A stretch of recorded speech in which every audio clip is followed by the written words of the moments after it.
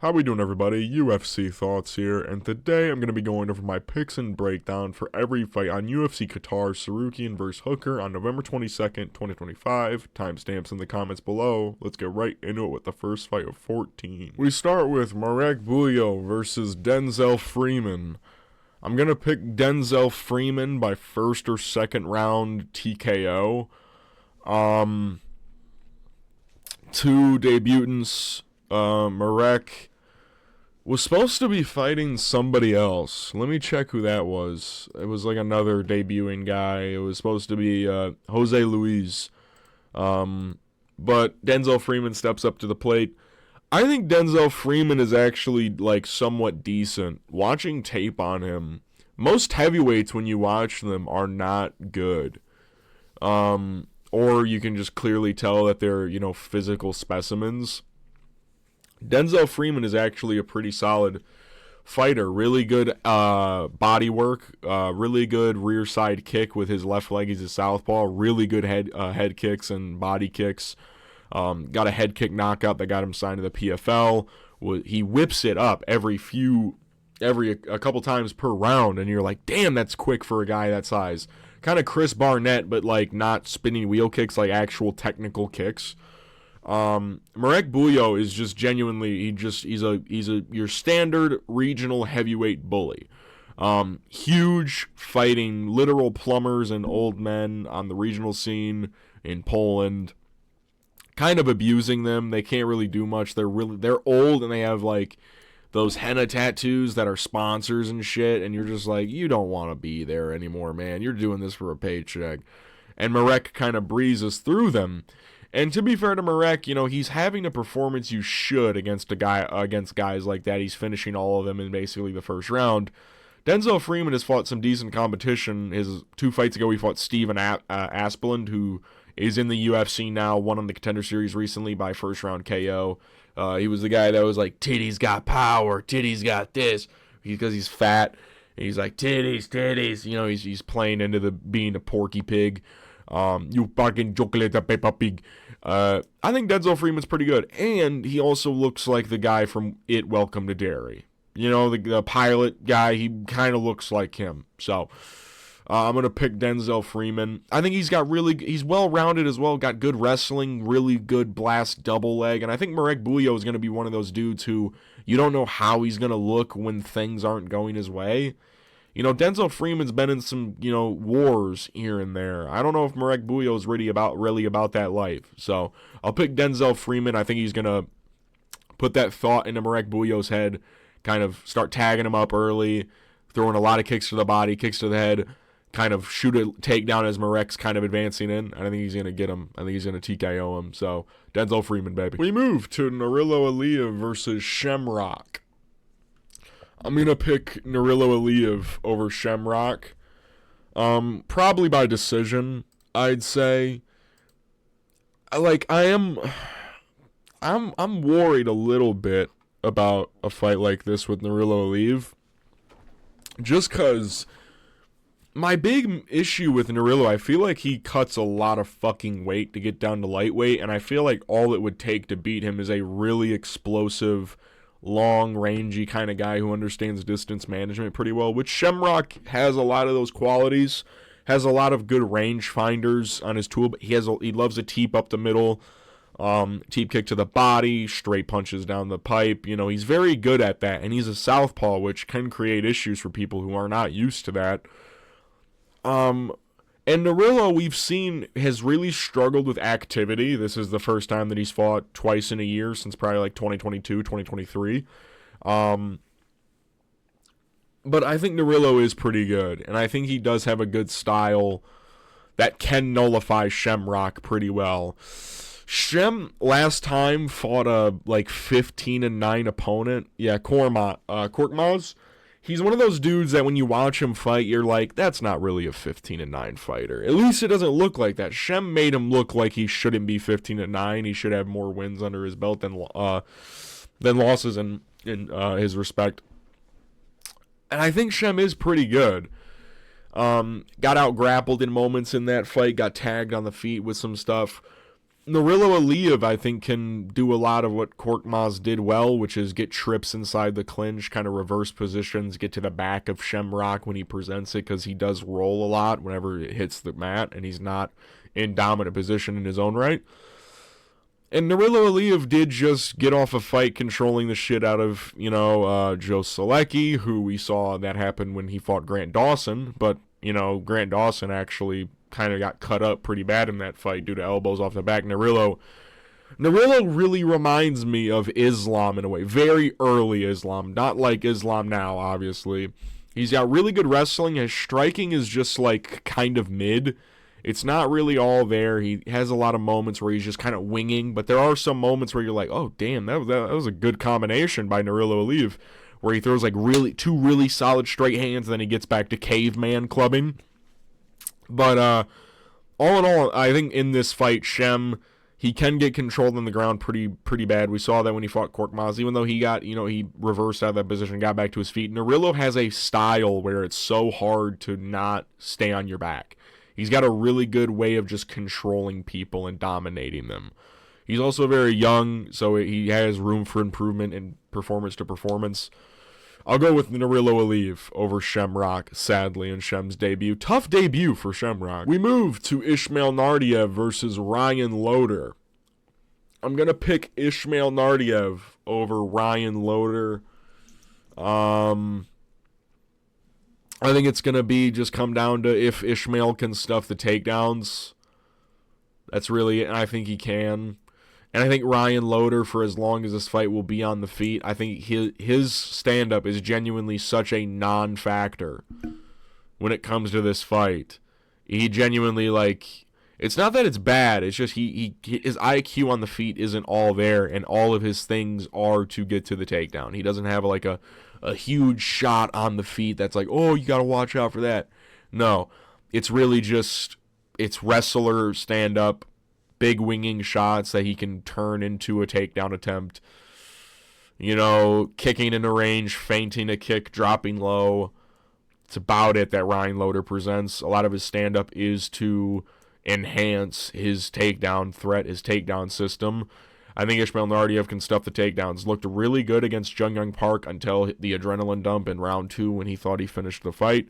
Won the first round, was winning the second round, hurt Jung Young Park, and then not accidentally, he threw an illegal knee very blatantly. But he gassed out and had a huge adrenaline dump.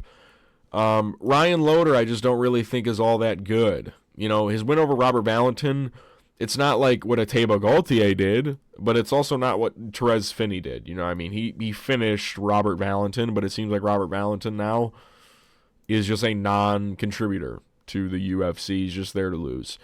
So Ryan Loder's best win isn't even that good. He did literally nothing against Almabayev last time out in Des Moines. Literally did fucking nothing that entire fight. Just walked backward and allowed himself to lose. And that's another thing. I feel like Ryan Loder gets so, just mentally chalked if he's not on the front foot and isn't leading the dance and isn't in dominant position, a couple minutes into a fight. I feel like he just kind of walks backward and kind of just gets highway hypnosis in a way where you're just like, this is the fight. This is the fight. I'm coasting, but I'm losing. I'm coasting, but I'm losing. Oh, I got hit by a big shot. Oh, another one. Oh, I'm covering up now. This fight's over. I feel like that's what's going to happen. Ismail Naurdiev, even though he doesn't have the most power, he sets things up pretty well, has a lot of good kicks to the body, good front kicks, good boxing combination, good knees when people are coming in. I feel like Ismail Naurdiev is just going to catch Ryan Loder with something big when he's in his backward trance of just walking backwards, or maybe when he comes into a takedown, he catches him with a knee or an uppercut or something like that. I think Ismail's pretty good. Pretty good kickboxing on this kid. So I'll go Ismail Naurdiev over Ryan Loder for show. We move to Bekzat Almakhan versus Aleksandre Topuria. Ooh. This is probably one of the more interesting fights on this card. I'm gonna pick Topuria. I am. In the build-up to this fight, I've been a little bit fence-city about this one. I am gonna pick Topuria, though, over Bekzat. I am worried, though, man. This could go really bad for Aleksandre. I am not a huge fan at his output at all. I hate it. There are so many moments in that Colby Thickness fight, especially after seeing Colby versus Josias Musasa. I felt like Topuria could have finished Colby Thickness, I'm going to be honest with you, but he didn't. And I think you could attribute that to just the range, I guess, in that fight, which won't be as present in this fight because, Bekzat and Aleksandre are the same height. But I think it comes down to really the defense of Topuria, in my opinion. I think Aleksandre Topuria is really defensively sound. You look back at the Colby Thickness fight, he's on high alert all the time. Literally blocked a lot. He blocked a shit ton of head kicks in that fight as well. Blocked a lot of straight punches from Colby. Has good head movement. I feel like Bekzat Almakhan, he's kind of just like a one-hitter quitter in a way where, and I think this fight might be a weird thing where powers kind of offset each other in a lower division. Bekzat hits really hard, so does Aleksandre Topuria. Maybe not to the extent of Bekzat, because I don't know if Topuria actually does hit all that hard. He's more just like technique, which I think we did see in the Colby Thickness fight. I think Topuria is significantly more technical than Bekzat Almakhan. I think Bekzat's faster and has more quick twitch muscle, though, which leads to him getting his KOs. Instead of Topuria being more technical, Bekzat's more just like genetically actually quick twitch.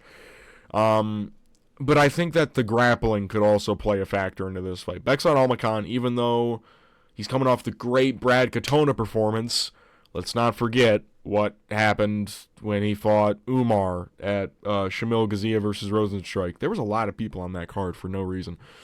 Bekzat dropped Umar pretty bad, which kind of put him on the map as like, dude, watch out for this guy. This guy's going to be legit. He literally landed 2 more strikes in that fight. And I'm not comparing Topuria's grappling to Umar. I'm not doing that. But I'm also not saying that it isn't like that, is the way I'll put it. We don't really know how good Topuria's grappling is in the UFC yet. But from what we've heard, their grappling is really high level. And I'll tend to take their word for it because I don't really want to doubt the Topuria brothers at this moment. Even though this is a tough fight, a really weird sophomore appearance for Topuria, even though I think he's overrated, I don't really think Aleksandre is all that great. I think this will be the performance that really shows whether or not he has it, if he has the gift of gab. I think he will show it a little bit more in this fight. I think he'll go for more of a grapple-heavy approach because that is something that the Topuria brothers are game planners. They're pretty good when it comes to that. So I'll go Topuria. I think he'll win by decision. I'll pick Aleksandre Topuria by decision. I think he'll grapple, land the harder shots on the feet, maybe a bit more technique added in there. I'll go Aleksandre Topuria. We move to Abdul Rakhman Yakhyaev versus Rafael Cerqueira. I'm going to pick Yakhyaev by knockout in the first round. Abdul Rakhman Yakhyaev, super young Turkish prospect, got a first-round KO on the Contender Series a couple months back. Who was that against? It was against like a English, not an English, it was against an American dude, right? Alec Lorenz. Pretty shitty guy, but, that's not saying much. Yeah, in comparison to Rafael Cerqueira. Abdul Rakhman, huge guy for the division, huge arm reach, really technical when it comes to striking. You look at the striking patterns of Abdul Rakhman Yakhyaev, he sets things up really fucking well. A lot of first-round finishes. And he had, the first time he fought a really solid guy on the regional scene, 7-0, Nikolai Kovalenko, he went to a decision with him and beat him. I like that. I like that a lot. The guy 11-2 is that guy's professional record now. He fought some decent guys on the regional scene outside of that as well. Pauline Begay, Jackie Gian, Alec Lorenz is pretty shit, but that was on the Contender Series. Rafael Cerqueira is just not good. He's super chin. It's not that he's not good. It's the physical attributes. He's a very tall guy from light heavyweight, really like athletic looking build. His chin is just not there at all. He's one of the worst chins in the division at the moment. And Abdul Rakhman Yakhyaev hits really hard. I think those two things, when you mix them together, are like oil and water. They don't mix all that well. One of them is going to dominate the other and sit on top. And I think Abdul Rakhman is going to breeze right through Rafael Cerqueira with a right down the middle. We're going to get another highlight reel knockout of Rafael Cerqueira, just, eyes up at the lights. So Abdul Rakhman Yakhyaev by first round knockout. Lock it in. We move to Alex Perez versus Asu Almabayev. I'm going to pick Perez over Asu. I know this one can backfire pretty hard on me. Picking Alex Perez against a grappler, but I genuinely think Alex Perez's takedown defense has like gotten so much better in his last couple of performances. You really look at like Yakhyaev couldn't do anything to Perez. I like that a lot. I know Tsarukyan did what he did against Perez. He, of course, tore his ACL again and whatnot, blew his knee out. But up to that point, it felt like Perez was working Tyra. Was he not? Like, I feel like Perez probably won that first round against Tsarukyan, in my opinion, just because Tyra wasn't really able to, he didn't really shoot anything crazy on him. I don't find Asu Almabayev all that great. Is it just me? I find him extremely underwhelming for a top 10 flyweight. How did he even get here? Who did he beat? Was it Nicolas that got him to this point? It had to be, right? And he took Nicolas to a decision, too. He's taking Jose Johnson to a decision. CJ Vergara to a decision. I don't like that at all. I don't really like Asu, especially going into a fight against a guy like Alex Perez, against Jose Ochoa, who on damage I thought could have beaten Almabayev. I know already picking Perez, I already know they're going to give the decision to Asu Almabayev, just like talking about it like that. I feel like Perez is going to do it in a way that they're like, there's no way you can give this to Asu Almabayev, in my opinion. Asu is a nothing burger of a grappler against like top level competition. Literally couldn't get anything going against Manel Kape at all. I know the second round was kind of competitive in that fight, but I feel like that's because Manel Kape is he's such a clip farmer that it allows for people to have a lot of success against him in moments, and that might come into play when I pick that fight on December 13th. Anyways, I think Alex Perez is pretty like underrated, like striking wise. I think he's really powerful, has a lot of good weapons in his arsenal, really good low kicks against a flat-footed Asu Almabayev who kind of is just searching for a takedown. And I thought Asu Almabayev looked like utter garbage against Mateusz Nicolau. Like his output is really low. I think Perez has a higher volume of strikes, hits harder than Asu Almabayev. I think he can kind of work Asu a little bit in this fight and defend the takedowns. Because when Alex Perez defends the takedowns, he ends up in dominant position on people. You look back at the Yakhyaev fight, he sprawled so many of those fucking takedowns. It was crazy. He defended fucking 17 takedowns off of Yakhyaev. He outstruck him in rounds 2 and 3. You know what I mean? Yakhyaev is good. He is way better than Asu Almabayev, in my opinion. I think Perez beats Almabayev. I think Almabayev is not a special grappler. I think he gets by because he's had favorable matchups as of recent until, Manel Kape obviously beat him. And Nicolau isn't that good. The only reason Asu won that fight is because Mateusz Nicolau's chinny. People forget that. He was losing that fight. Lost the second round, was losing the third until he dropped Mateusz Nicolau. That's like the only reason he won that fight was because Nicolau has no chin whatsoever. He got dropped. Jose Ochoa is just young and stupid and took it on short notice. That's like the reason why he beat him. I think Perez beats Asu Almabayev. I think he has more volume on the feet, hits harder, and can stuff takedowns. Fuck it. My pick makes sense. Fuck you. We move to Nicolas Dalby versus Saygid Izagakhmaev. I'm going to go with Saygid over Nicolas Dalby. Yeah, even though Saygid is interesting. He's one of these one championship guys coming over. Traditional one championship, hasn't fought in 3 years. Not that, that's normal, but like one championship, they do have a tendency to stall out their athletes. PFL has been accused of the same thing, kind of just not letting people fight. And Saygid kind of seemingly fell victim to that. But other than that, in one, obviously he's 3-0, crazy finishes. And, you know, Shinya Aoki was his last fight, you know, absolute living legend in MMA, chinned him in like about a minute, so, you know, cool on you, Saygid. But he's got some good wins outside of that, too. You know, one championship, had a pretty good stint there.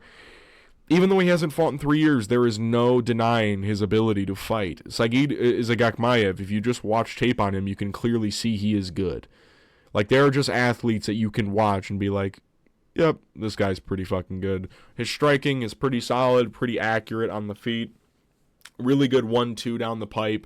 Kind of, you know, he's got this wild frame for welterweight where it was called lightweight in one championship because, you know, their weight classes are all bumped up one. He's got a crazy frame, big for the division at welterweight as well, and he's fighting a Nicolas Dalby who is not only old, but coming off a brutal knockout loss to Randy Brown. And I'm not saying that losing to Randy Brown is bad. It isn't. Even though Gabriel Bonfim just cleaned his clock. You know, it's just the way that he lost. We haven't seen Nicolas Dalby get KO'd, like, ever, I'm pretty sure. That was his first one, right? That was the first time he's ever been finished, let alone knocked out. And it was a brutal one. Face down, ass up, you know, prison shit that you don't see a whole lot in the UFC. And it does need to be mentioned that we have seen Nicolas Dalby get out-grappled in early moments in fights. You know, Gabriel Bonfim was able to kind of bully him a little bit. Renat Fakhretdinov, rounds 1, early rounds 2, early doors 2. They were able to kind of bully him because he's older and, you know, his durability is almost like Eliseo Zaleski dos Santos in a way where he's kind of early on, he can kind of get tagged up a little bit. But as the fight goes on, he kind of gets more durable in a way, unless you do damage to him, which is what Randy Brown did. Landed a lot of good shots early, tagged him up early, but then just kind of kept peppering him, and the damage kind of added up, and then Nicolas Dalby just said, "Book it," and then, you know, moronically rushed in and got chinned for it.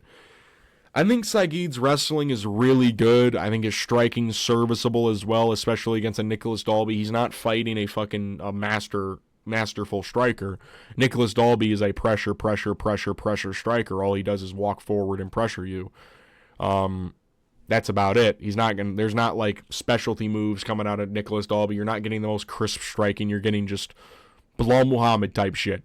I think Saygid can work past that a little bit. So Nicolas is old, coming off a finish. Saygid, even though he hasn't fought in a while, undoubtedly very talented. So I will go Saygid Izagakhmaev by decision. I think he won't finish Nicolas Dalby. I think he'll put up a good performance though over Nicolas Dalby. So I will pick Saygid Izagakhmaev over Nicolas Dalby. Lock it in. We move to the featured prelim: Bogdan Grad versus Luke Riley.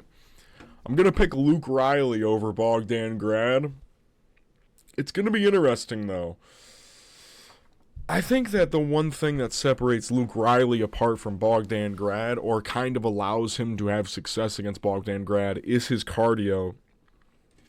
Which usually in a Bogdan Grad fight, what Bogdan Grad really tries to do is drain people of their cardio, kind of make them slow and weak, and he's gassing out too, but he's got more heart than they do. If he tries to do that against Luke Riley, he's going to get himself fucking finished. I'm going to tell you that straight up. I'm picking Luke Riley, by the way, by finish. I think he'll TKO Bogdan Grad. I think the grappling will be interesting. Luke Riley in his last fight against Azamov. Was it Azamov or Amazov? One of those two pronunciations. I forget how it's spelled exactly. But against that guy, Toriel Amazov, I want to say is what it was. Azamov. It has to be Azamov, right? Like, there's no way that it isn't Azamov. I'm losing my mind. Anyways, this guy tried grappling Luke Riley. He basically grappled the entirety of the first round. Literally just shooting takedown after takedown. It's Abazov. Neither Amazov or Azamov. Abazov. I got Toriel right. All this guy really tried to do was grapple Luke Riley, hold him against the cage, try and hold him, get takedowns. He got a couple of them. He never really got a lot of dominant position, though. A lot of just holding against the fence, stalling, kind of just holding Luke Riley against the cage, getting control time from that, doing no damage. And then the guy gassed out, and when Luke Riley got separation in space, he leg kicked the fuck out of him, teeped the fuck out of him, and beat the shit out of him with his boxing combinations. And that's one thing I really like about Luke Riley. One, he's technical. I like that. Two, he throws punches in bunches. He has a lot of flurries if you watch his fight. If Luke Riley smells blood, he's going to put a lot of punches together, most of which are going to land on your fucking head. Bogdan Grad is a lightweight moving down. I know he's been a featherweight for some time now. He moved down after getting chinned by Tom Nolan. But at featherweight, in the UFCs thus far, even on the Contender Series, I thought Michael Aswell could have gotten the decision over Bogdan Grad. I will stand by that till the day I die. I thought Michael Aswell I thought he did quite a bit of damage against Bogdan Grad. And that's yet another guy with good boxing combinations that did well against Bogdan Grad, had good cardio as well, Michael Aswell. In the UFC, Bogdan Grad, he struggled against Muhammad Naimov just due to output reasons. He couldn't really tire out Naimov. He couldn't really out-physical him. Luke Riley, I think Bogdan Grad's going to have a good first round. I think he's going to try and muscle around Luke Riley in this first round, try and kind of bring him down to the ground. Excuse me, by the way. Kind of trying to tear him down, wrestle fuck him a little bit, kind of try and chew-toy him. I think Luke Riley's going to put it on him come round 2 and round 3. I think Luke Riley will find a late round finish via TKO over Bogdan Grad. I think he'll do it in good fashion as well. I think round 1, I think it's going to look like maybe first round like a protest Leon Edwards where Bogdan's kind of just, out grappling Luke Riley. Round 2 comes by. Bogdan is kind of slowing down himself, lactic acid buildup. Very ripped individual Bogdan Grad is. A lot of lactic acid buildup. We saw that a lot in the Naimov fight. He kind of just wasn't able to get going all that much. Got spinning heel kicked as well there. I think Luke Riley's going to put the punches and bunches on Bogdan Grad as this fight goes on. Because he does have really good cardio, and he can take a beating. Luke Riley can take hits. He can. We saw that in the Alexander Loof fight where he almost got finished, but he kind of rallied and brought it back together, ended up finishing Loof in the third round in his own right. I think Bogdan Grad is good, somewhat. He can make this very interesting against Luke Riley, who is kind of still a little green in some areas. I think Luke Riley will make good on the debut, though. I'm picking Luke Riley by late round finish over Bogdan Grad. Lock it in. We move to the start of the main card. Tagir Ulanbekov versus Kyoji Horiguchi. I'm taking some chances. I'm picking Kyoji Horiguchi over Tagir Ulanbekov. I don't know. I just feel like it. I think Kyoji's a bit quicker than Tagir Ulanbekov on the feet.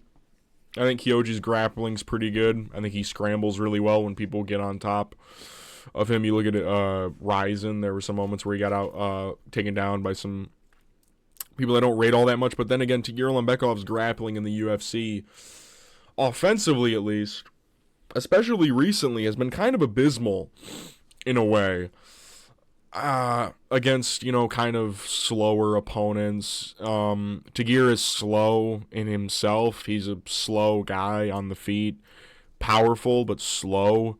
And I thought his performance against Azat Maksum is dog shit.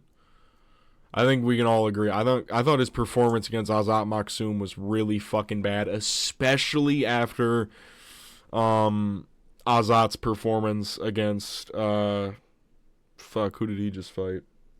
God, who did he just fight? God damn it. How did I already forget? It's fucking, what's his name? What's his stupid fucking name? It's like, is it Raposo, Mitch Raposo. That one. Yeah, fucking Mitch Raposo, dude.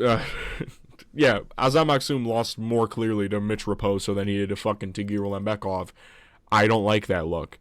I think Tagir is lying about his height, though. I think he's bigger, but I also think he really struggles to make weight at flyweight. I think Kyoji's pretty easy to make weight. I think Tagir cuts a lot of weight. I think he's slow as shit. I think Kyoji's got a speed advantage. I think he defends takedowns pretty well even if he gets taken down, he has really good scrambles. He has really good ways of creating space against people. His chin worries me a little bit. He's been wobbled more and more as the years have gone on. Obviously, he's been in MMA for a while. This is his return to the UFC after being away for fucking age. I feel like he left after losing to DJ, right? He lost to DJ and then just left. No, he stayed for 3 more fights afterwards. He won all 3 and then just left, I guess. Okay. I think Kyoji's pretty good though. I think he's very quick on the feet. Tagir you can catch him taking photos. And yeah, I think Kyoji will make good on his debut, re-debut, I'll say, or return would be the correct term for Kyoji Horiguchi. I think he's faster. I think he hits decently hard as well. He was doing good against he has wins over good opponents recently. Like Sergio Pettis, Makoto Shinru, Hiromasa. Not even gonna try that one, but. He's got some decent ones. Tagir is fighting, kind of bottom feeder flyweights right now, and he's struggling pretty hard. So I'll go Kyoji Horiguchi. We move to Sergey Spivak versus Shamil Gaziev. Good fighter. But next challenge, next victim. I'll go Shamil Gaziev over Sergey Spivak. I'll go by TKO. And here's my thing. I feel like Sergey's a better fighter than Shamil. I think Sergey is better than him. He's definitely in better shape. I think we can all agree on that. I think the grappling can be interesting in moments because Shamil did just get blast double-legged by Thomas Peterson pretty bad, which I'm not a huge fan of that look, but then he chinned him literally 2 minutes afterwards. I really think Sergey Spivak this type of matchup where a guy is going to be walking him down, throwing straight punches, a lot of them in order, in unison, kind of just like a pattern of it. He doesn't really know what to do. He kind of just backs up and kind of covers up on the fence. And he's getting hurt by Jailton Almeida, Waldo Cortez Acosta, these kinds of guys. You know what I mean? I'm not a huge fan of that, especially Jailton. I know Jailton's dad is this fucking Golden Gloves boxer or whatever. People always bring that up when Jailton fights. I think I do that too sometimes. But getting wobbled by him is fucking on the feet with an uppercut? Come on, dude. What are we doing? You look at what Shamil was able to do Martin Budai. I feel like if he does that type of shit to Sergey Spivak, Sergey will literally just give up. He will cover up and die, honestly. And even though Shamil did lose pretty bad to, Rosenstrike, he was able to get takedowns in moments. And Sergey has been taken down recently a couple of times. Jailton took him down. Who else took him down recently? I think Tybura was the one that took him down, but then Sergey went for an armbar in that fight. I think that was how he won. I picked Sergey in that one. I think Shamil hits pretty hard. He's got this weird dense pressure where he's always on top of you. And that's what he did to Martin Budai, which was crazy to watch because Martin Budai, that's what Martin used to do to people. That's what Budai was known for, was heavy pressure, belly on belly clinch work. And Shamil out-Budai'd Budai. And that was the only time we've seen Budai lose in the UFC. Outside of that, he was 8-0. And Shamil's other wins, Dante O'Mays, that was stinky as fuck. But Dante O'Mays, people don't always have the best performance against him. That's just he's just kind of that mid, where he's hits really hard, so people worry about staying on the feet with him. Just knocked out Thomas Peterson, though. I think Shamil Gaziev's all right. He is way older than I'd like him to be, but it's heavyweight, so who gives a fuck? He is also still fat. I don't know, this is an old-ass picture. I'm pretty sure this is when he fought Rosenstrike.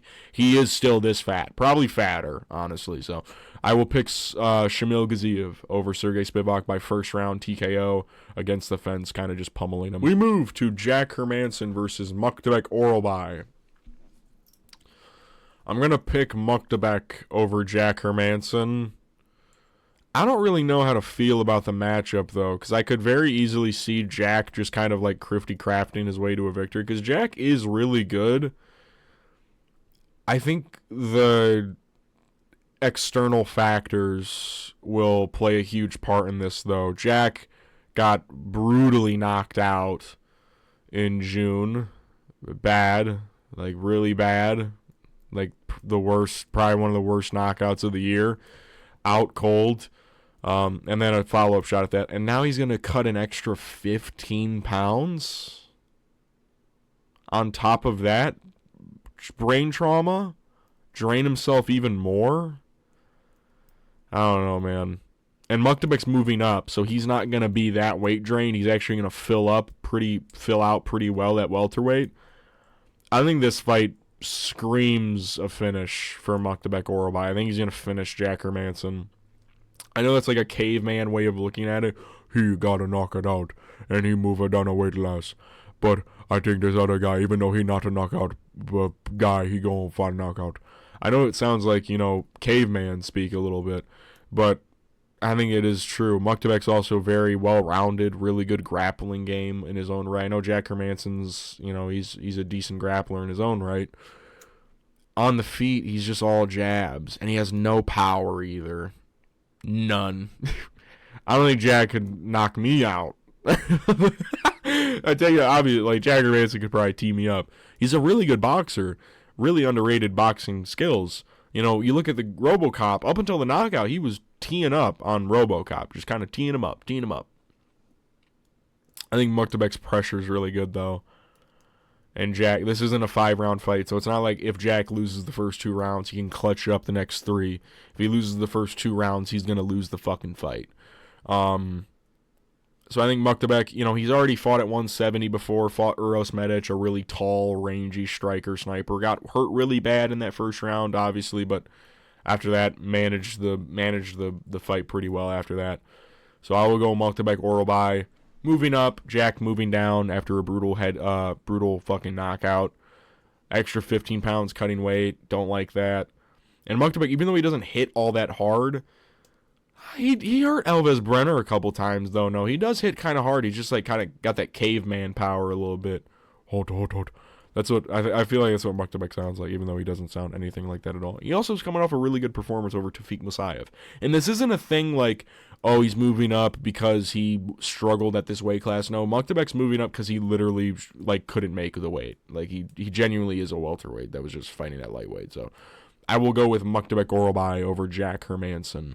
Lock it in. We move to Volkan Oezdemir versus Alonzo Menafield. I'm going to pick Volkan Oezdemir by first or second round knockout. Alonzo hits really hard. It's about it, dude. Really, that is it when it comes to Alonzo Menafield in this fight. Me hit hard. I know that's kind of all it is with Volkan, too. I think the grappling kind of offsets each other. I think they're both equally, all right. I think Alonzo's probably a bit better because I think he's got more finishes on the ground, but I don't know if Alonzo's going to go for a takedown heavy game plan. He never usually does. He's coming off a couple good wins, Alonzo Menafield, but he's so chinny, and I don't like that a whole lot. I feel like Volkan has really good boxing combinations, and I know he hasn't fought in a while. I feel like Volkan's last fight, it was Olberg, wasn't it? And that was closer than what people thought the Jan Blachowicz-Olberg fight was. Volkan actually, that was pretty close. Now he's fighting. I know Alonzo's got long arms, but he's not rangy with them. He's very rush in. He's not back foot, back pedaling, jab, low kick, jab, low kick. Wait 30 seconds, low kick. Wait a minute, jab, right hand, low kick. He's not like that, all right? He's just not. They're going to meet in the middle. One's going to land hard. I think Volkan will land harder first. That's about it. So I think he's got better boxing combinations. Hits pretty hard. Alonzo's a bit ginny. Volkan has, I think he's got, 2 TKO losses? One of them was against fucking DC on the ground. Or did he get submitted in that fight? I forget. I think he got TKO'd, right? With a crucifix position, wasn't it? I want to say that's what it was. Yeah, it was ground and pound. And then, of course, Yuri did what he does best and just blew him out of the fucking water. But, yeah, I don't think Alonzo Menafield screams you look at the people that are beating Volkan. Olberg, Krylov, Prime Krylov, Ankalaev, Yuri, Reyes on his come-up, Anthony Smith. That was 2018 Smith, though. That's before he, armadilloed. And then DC, Alonzo's none of those guys at all. And he's old. Alonzo's weirdly old to have as little fights as he has. So I will go with Volkan Oezdemir over Alonzo Menafield. Lock it the fuck in. We move to the co-main event. Bilal, remember the name Muhammad versus Ian Machado Gary. 3-rounder. I'm picking Ian Gary in a 3-rounder. I am. I think it's just enough time. I think it's just the right amount of time for him to be able to keep doing what he does best, which is move around the cage and stay out of the grasp of Belal Muhammad. Like I said, I find this way more interesting than the main event. And I don't know if that's just like me being like, oh, he's trying to be a hardcore man. No, I genuinely find this fight very interesting. And I wish it was 5 rounds. Because this fight, if Ian Gary wins, that's a title shot. He deserves it more than Prates, and I'm saying that as a Prates fan. This guy beat Prates for literally fucking basically 4 straight rounds. 4.5 rounds, basically, is what he beat him for. The Prates, failed takedown attempt, just a caveman swinging on his fucking forehead. I knock you out, Ian Gary. I knock you out. Belal Muhammad is very good. Do not get me wrong. He took a lot of damage against JDM. Took a lot of damage. Wrestling looked really mid against a guy like JDM. Maybe that just speaks to how good Islam is. You know what I mean? Maybe that just speaks to how good he is. I think Ian Gary, one of the things that he's kind of evolved rapidly in is his grappling game. You look at his ability against Shavkat. He had the best grappling sequence. Shavkat. Why did I say it like that? He had the best grappling sequence against Shavkat. I can't say the name correctly, I guess. He had the best grappling exchange in that fight against Shavkat. There we go. There's the correct way. Holy fuck, man. He had the best grappling exchange in that fight, though. Got the rear naked choke. Almost finished him. Genuinely had it locked in. MVP, look at that fight. Had it almost locked in. Defended a lot of takedowns off Shavkat. Defended a lot of takedowns off of, not even takedowns, but just people trying to grapple him. He's very good at that. And another one of the things, not even just his takedown defense, the footwork helps a lot with that. Ian Gary probably has some of the best footwork in welterweight, almost history. I'm going to be honest with you. He's a great mover. He's one of the best movers in UFC history. Really good footwork on this guy, especially when you talk about the higher weight divisions, like welterweight onwards, when it gets to kind of pretty big fucking guys. Ian Gary moves phenomenally for his considering the weight class and the height. You know what I mean? Just height. He's a tall, lanky ass individual, and he's fucking running circles around people. And I don't want to bring up the Prates performance because I don't think that really is applicable when you bring up a Belal Muhammad Ian Gary matchup. But the way that he was working Carlos on the feet, a guy who we now know genuinely has nukes for fucking hands. You see what he was able to do for basically 20 straight minutes. He ran circles around Carlos and beat him to the punch almost every fucking time. Belal is very good, especially when you mix in the pressure and the grappling, this, that. His boxing actually looked pretty fucking good against JDM. I'll give him that. Very props to Belal. Had a lot of good kicking moments as well. He's going up against a better striker in this fight. Ian Gary is a better striker than Belal Muhammad. And he's going in there, and now it's Belal's talking about striking again with Ian Gary, striking predominantly again. Do you just want to lose? Is that what we're doing, bud? You want to just lose? I think Ian Gary beats him. I think he moves around too well. I think he's got good enough takedown defense to deal with Belal Muhammad. Because Ian Gary is not the type of guy to just allow himself to get backed up.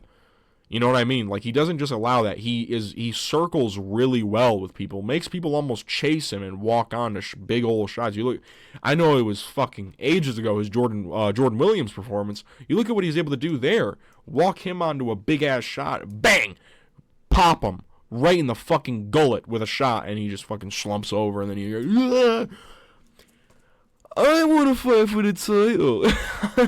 I was in there with Shavkat. With the boogeyman. Oh, dude, Ian Gary is so funny to, make fun of him. Just because, I don't know. This is going to be a fight where Ian Gary's reach is actually going to be greater. That's one of the things with Ian Gary is his reach. His arms are kind of short for his body.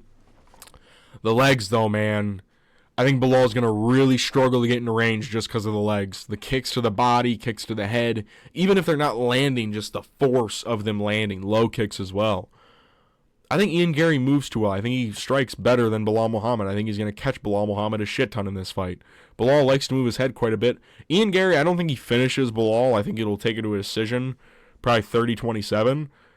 But I think as the fight goes on, Belal will maybe get a bit closer to finishing takedowns, maybe getting Ian Gary to the ground in round 3. That's what I imagine will happen. My big issue is I just don't think Belal's a finisher. Pause. I don't think he can finish a fight. I know he beat Sean Brady by TKO. I know he finished him. Name another recent one. You know what I mean? Like, there is none. I don't see him wonderboying Ian Gary. I don't see him having a Gilbert Burns performance against Ian Gary.